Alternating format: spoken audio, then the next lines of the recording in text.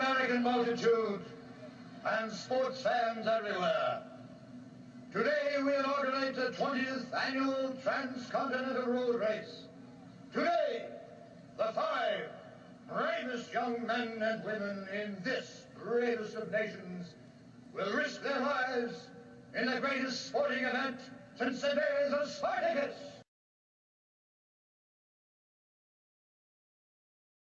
At the start of the race, only a heartthrob away, this is Grace Pander on the spot, as usual, to welcome the greatest racer of all time and a very dear friend of mine. Yes, in just a moment, he will be coming through the doors.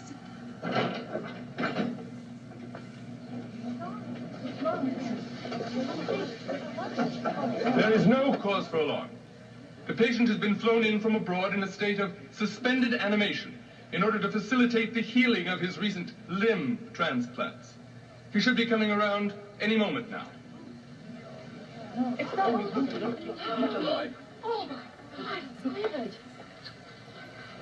Oh. Frankenstein, can you give me an exclusive?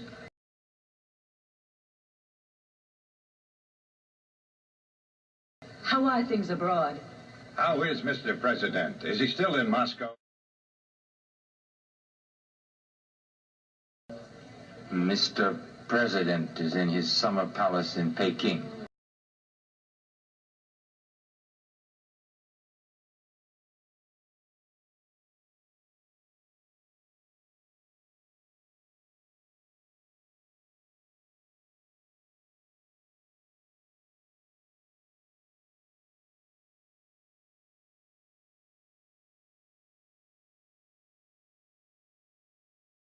Mr.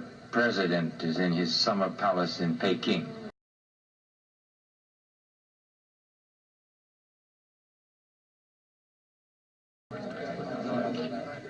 He loves everybody. And everybody loves him. But he is back. In the name of Mr. President, America loves you, Frankenstein. Now, we take you to the Summer Palace and Mr. President.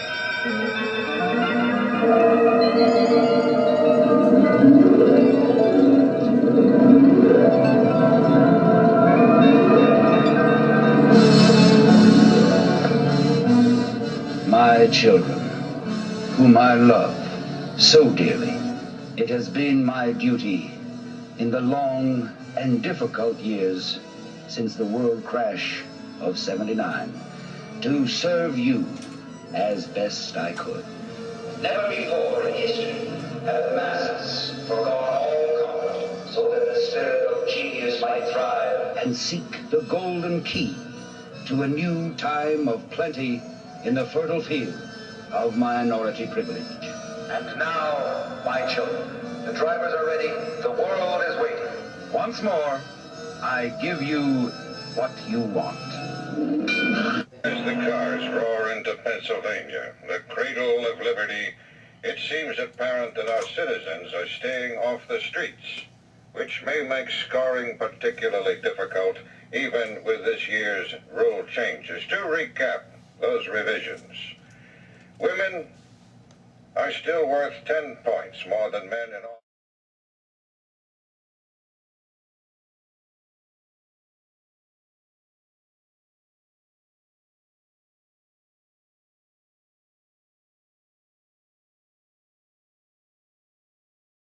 Teenagers now rack up 40 points, and toddlers under 12 now rate a big 70 points.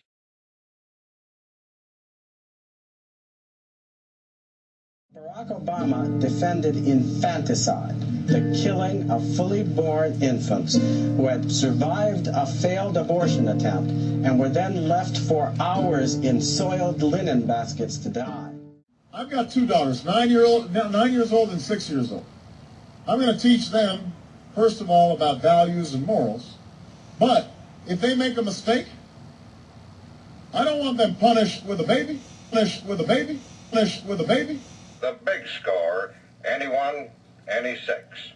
over 75 years old has been upped to 100 points.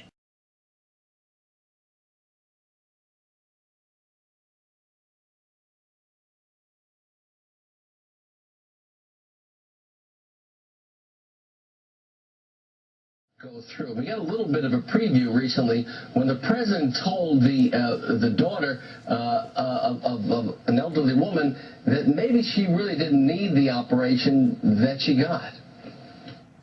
But what we can do is make sure that at least some of the waste that exists in the system that's not making anybody's mom better, that is loading up on additional tests or additional drugs that the evidence shows is not necessarily going to improve care, that at least we can let doctors know and your mom know that, you know what, maybe this isn't going to help.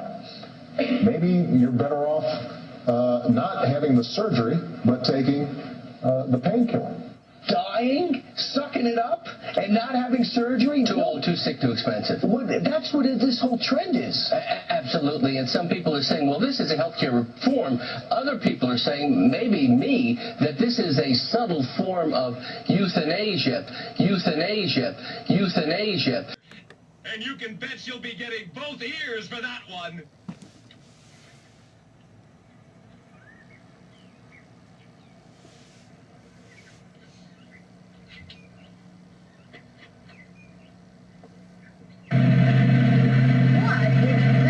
Euthanasia Day at the Geriatrics Hospital.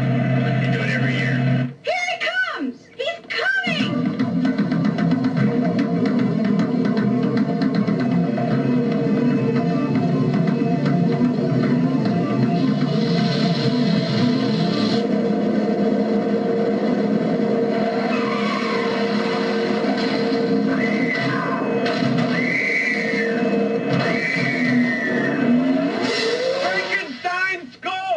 Frankenstein scores at last! But what kind of a score, boys and girls? Just 110 points out of a possible big 700. What do you think about that, Gracie? Well, those doctors, dear friends of mine, have been pretty smug all these years, setting up the old folks. Frankenstein must have decided it was their turn. And when you start looking at the proposals, you say, God, what's happening? One of the proposals, Section 1233, talks about advanced care planning consultations. And that's a fancy term where a doctor goes to you every 5 years, once you're 65, or more if you're chronically ill, and explains to you the benefits of so-called palliative care, of not giving active treatment. Wow. And easing. Somebody you don't even know will decide if you're going to live. Yeah, the waiting, the hospital room becomes the waiting room. Do not go gently into that good